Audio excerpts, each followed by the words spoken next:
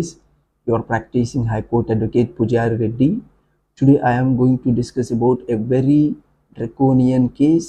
Draconian case అని ఎందుకంటున్నానంటే ఈ కేసులో పోలీస్ ఆయన చేసిన కిరాతకాలకి అరాచకాలకి అడ్డు లేకుండా పోయింది. అలాగే విచ్చలవిడిగా విలాసవంతమైన జీవితాలకు అలవాటు పడిపోయిన భార్య పెట్టిన కేసులతో అమాయకమైన భర్త యొక్క తల్లిదండ్రులు పడిన బాధల నుంచి ఎలా బయటపడ్డారు, కనీసం కోర్టు మెట్లు కూడా ఎక్కకుండా వాళ్ళని ఎఫ్ఐఆర్ స్టేజ్లోనే హైకోర్టులో క్వాష్ పిటిషన్ ఫైల్ చేయించి కేసులో నుంచి బయటపడేయడం జరిగింది. ఈ విషయాన్ని ఈ ఎఫ్ఐఆర్ స్టేజ్లోనే ఎలాగ క్వాష్ అయింది? జనరల్గా ఎఫ్ఐఆర్ స్టేజ్లో క్వాష్ అయ్యే ఛాన్సెస్ తక్కువ ఉంటాయి.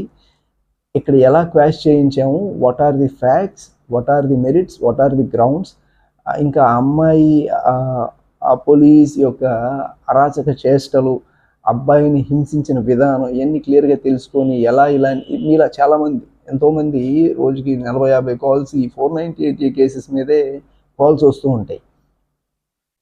ఈ